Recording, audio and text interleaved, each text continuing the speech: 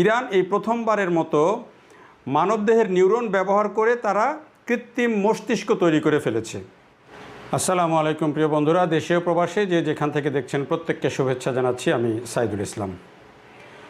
Iran যখন Israel এবং মার্কিন যুক্তরাষ্ট্রের সাথে যুদ্ধ করছে এবং এখনও সেই যুদ্ধ বলা যায় এক ধরনের চলমান, ঠিক সেই সময়ে নতুন আরেক চমক দেখালো এই মুসলিম দেশটি। এবং ইরান এই প্রথমবারের মতো মানবদেহের নিউরন ব্যবহার করে তারা কৃত্রিম মস্তিষ্ক তৈরি করে ফেলেছে।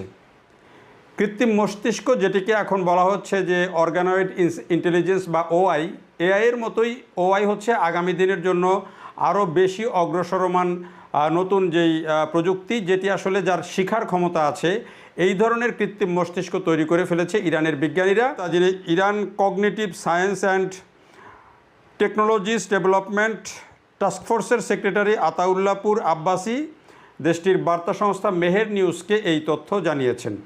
এবং এটি হচ্ছে আগামী দিনের বলা হচ্ছে যে এই যে এখন যে আমরা এআই ব্যবহার করি বা কম্পিউটারের প্রসেসর ব্যবহার করি, এই কম্পিউটার প্রসেসর তো এখন চিপ থেকে তৈরি, কিন্তু এখন এটি হচ্ছে যে মানবদেহের যে নিউরন বা যেই বায়োলজিক্যাল যে নিউরন, সেটিকে ব্যবহার করে যে বায়োলজিক্যাল যে প্রসেসর সেটি তৈরি করা হবে।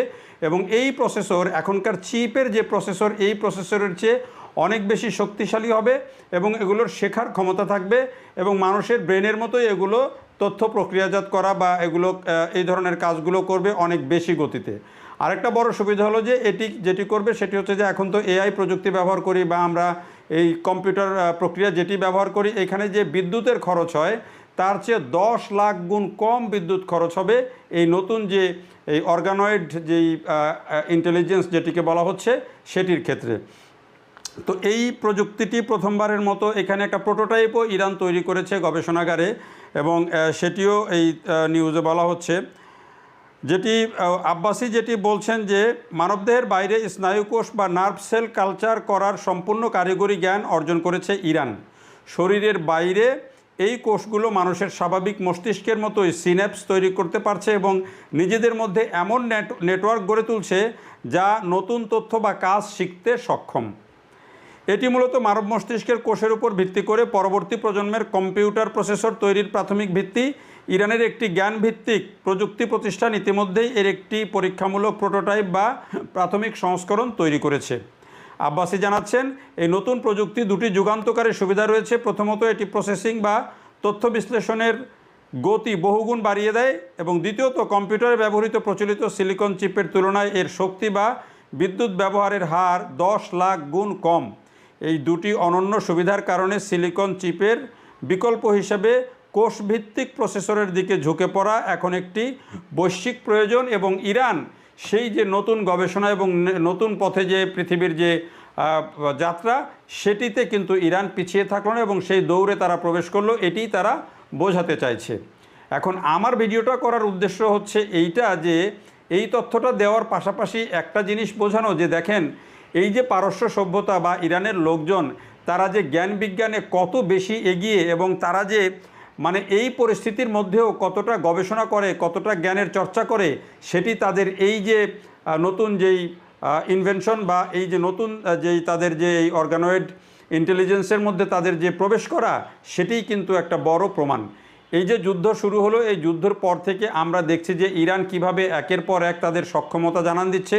তারা শুধু তাদের যে সমস্ত নেতৃত্ব একেবারে উপরের দিকে ধ্বংস হয়ে গেল, তারপরেও তারা এই যুদ্ধটাকে টেনে নিয়েছে, ডিপ্লোমেসিতে তারা জয়ী হয়েছে, শেষ পর্যন্ত বলা যায় যে তারা এই যুদ্ধটা জয় করেছে।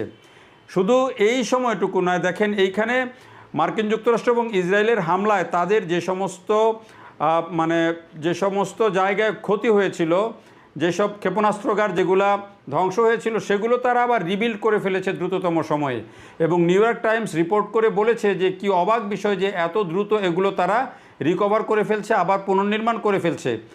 তার মানে হচ্ছে যে ইরানের যারা এই যে গবেষণা করেন, যারা বিজ্ঞানী, তাদের মাথা কতটা কাজ করে, এবং এই পরিস্থিতির মধ্যেও তারা গবেষণা করে শুধুমাত্র এই যুদ্ধের শুধুমাত্র পারমাণবিক অস্ত্র তৈরির গবেষণা করছেন না, শুধুমাত্র ক্ষেপণাস্ত্রের গবেষণা করছেন না, শুধুমাত্র আধুনিক ড্রোন তৈরির গবেষণা করছেন না, রীতিমতো দেখেন এই যে আধুনিক প্রযুক্তিবিদ্যার যে সমস্ত একেবারে সর্বশেষ সংস্করণ, সেগুলোর মধ্যেও কিন্তু তারা ঢুকছেন এবং সেগুলো তারা করছেন।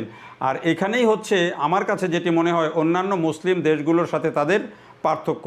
এতদিনের যে তাদের উপরে যে নিষেধাজ্ঞা, নানা রকমের ঝড় ঝঞ্ঝা, তাদের যেই এত রকমের প্রতিকূলতা, তার মধ্যেও তারা কিভাবে জ্ঞান বিজ্ঞান চর্চা এবং আধুনিকতায় তারা কিভাবে প্রযুক্তিতে এগিয়ে যাচ্ছে, সেটি কিন্তু সত্যিই অবাক করার মতো একটা বিষয়। দেখার জন্য সবাইকে অনেক ধন্যবাদ।